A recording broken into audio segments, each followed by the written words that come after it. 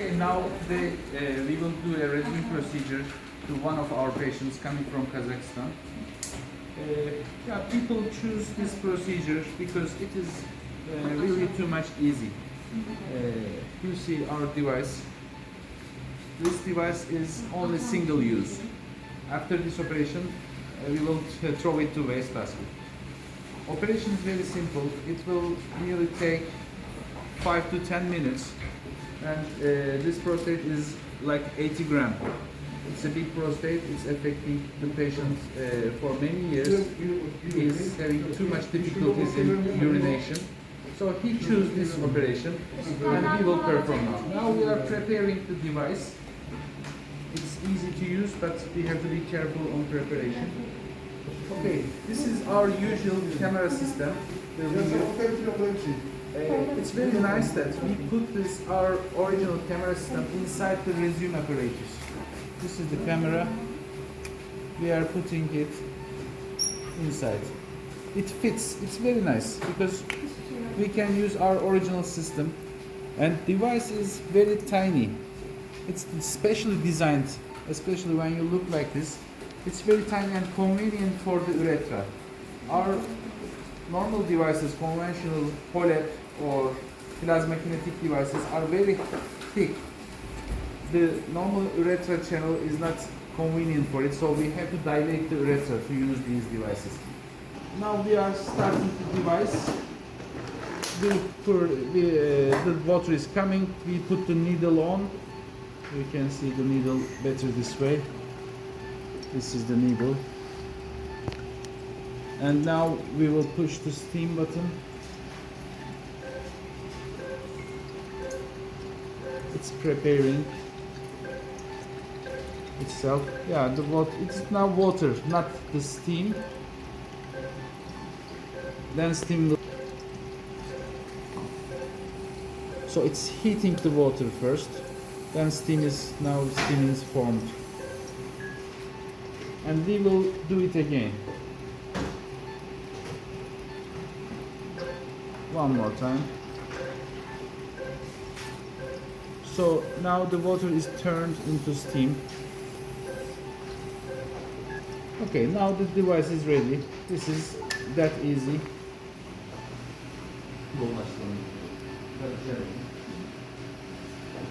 So for me, the best way of the best part of this operation, is the thickness of the device. One of the best parts, let's say. Now, when I do cystoscopy, there is no risk of harming the urethra, giving a damage to the urethra. Of course, we have to be careful. If there is any obstruction in the urethra, we will dilate. But here, most of the patients, they don't have obstruction if they don't have urethral stricture. So now this is very Montana. The sperm channel. We can see the place sperms are coming out. And this is the prostate. I can see the enlarged lobes. They are very, you see this right lobe is a little bigger. You see the bullous formations. And we move. Yeah, there is a medium lobe. A medium lobe, not too big. And this is the right lobe. Okay, now we are inside the bladder. First we will make controls for the bladder. There is some residual urine here. I will empty this. There are some infective particles. Every prostate, when they are big, they become infected by time. So this is a strange medium lobe. Here, there are two parts of the medium lobe. It is bifid medium lobe. It is a little different than normal, but no problem. Our device, we will give the steam inside these tissues, and they will melt away, absorbed by time. Here, I am searching the bladder if there is any abnormality in the bladder. All parts of the bladder must be controlled. For tumors, for deep diverticuli, for cellular formations. Bladder seems alright. So I made some prostate massage to him to see how much infection inside the prostate is present, but it was not too much. This patient, all the problem is obstruction of the these very large median lobes, two median lobes actually, see it, and very big lateral lobes. So yeah, you see very different anatomy. It looks like maybe he had some intervention before, like tweed. You know, in tweed we cut this part. Maybe this part is cut previously. Yeah, he didn't mention, but he may have this. So now I will measure the distance from verimontanum to bladder neck, and this is every vision field is half centimeter. So this is from the bottom of the screen to the tip of our yellow instrument is half centimeter. I put the bottom here, another half 1 centimeter, 1.5, 2, 2.5, and 3 centimeters. So we supposed to do 3 injections in each lateral lobe, and then for median lobe there is really more prominent structures. First I will begin with the lateral lobes. Okay, this is left lateral lobe. I can't do it just here, it will go into bladder. So we are coming back half centimeter and 1 centimeter, then pushing the needle, and then giving the steam. Easily done. The steam is going inside. Yeah, it's okay. I wait 3 seconds, then pull the needle back. Then come back half 1 centimeter. I see the bulge here. I squeeze it. Needle injection.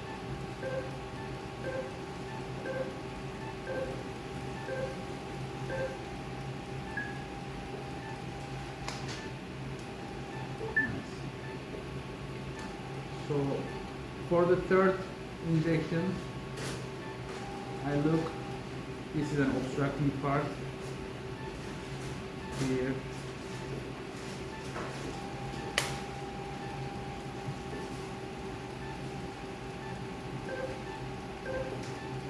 Look at this thing, how it's effective.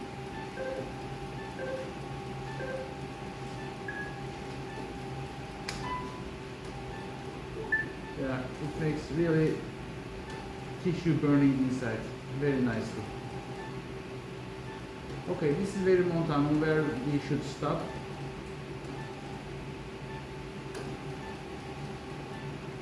Okay, this side has already opened. Maybe we can do 1 or 2 more injections. But this side seems quite well enough.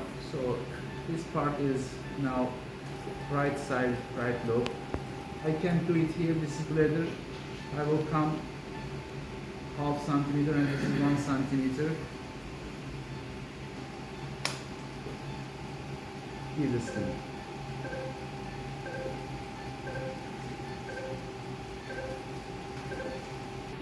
Here the second injection goes in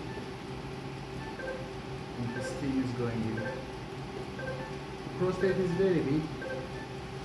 I can hear the steam going inside.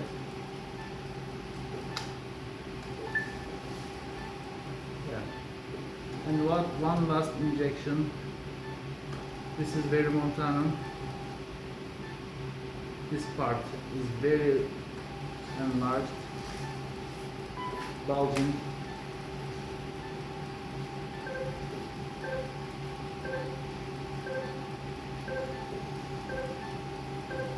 I can see the differentiation in the tissues just in the bottom of the screen. The blood vessels shrink, and I think they will be looking pale now. Okay, now we will give injections to median lobes. Here it's a very bulgy place. Yeah, I will put it here one.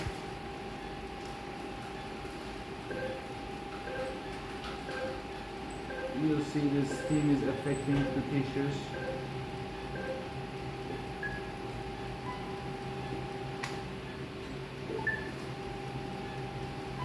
This hole is bleeding a little. Yeah, it becomes pale and the tissues will shrink by time. Okay, so I will empty the bladder now. You see the median lobe here, just with one injection it becomes pale. It's nice. And when I move backwards here, I will give a shot here.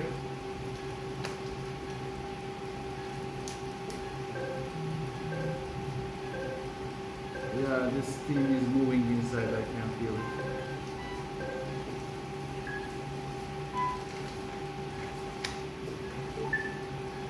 Yeah, this part also become pale. Still there is a big median lobe. Maybe I will give a third shot here.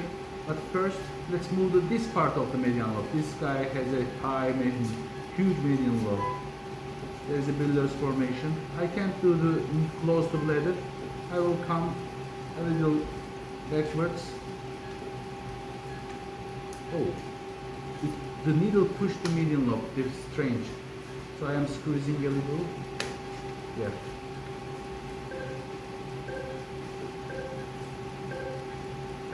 Steam is going inside.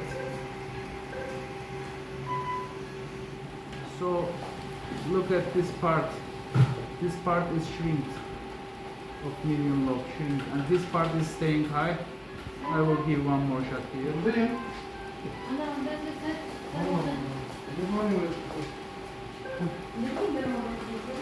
Yeah, I am giving this shot here.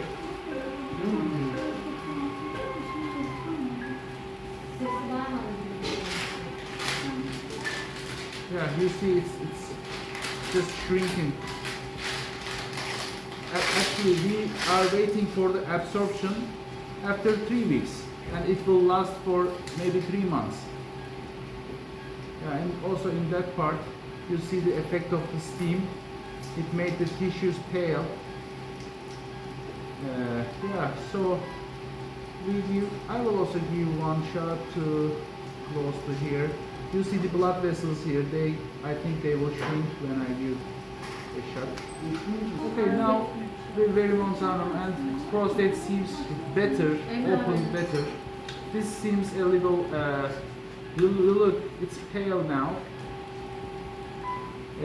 Normally, the urologists, we are used to see the prostate go away after the procedure. It is wide open. In this procedure, it doesn't disappear instantly inside the operation. So it is a little tricky for us, but this is the way of this operation. Mucosa is healthy. That means even a little shrinkage and little opening in the mucosa will be enough. So I can give one more shot here.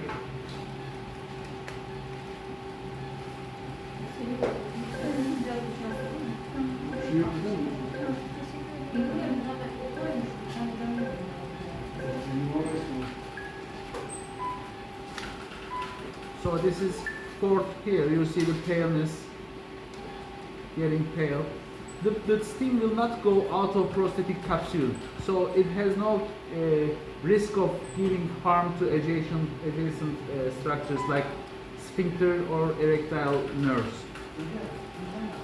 Okay. Yeah, you see.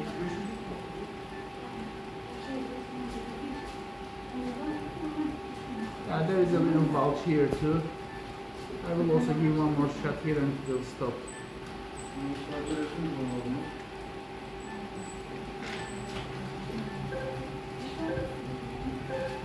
You see at the bottom it's getting pale.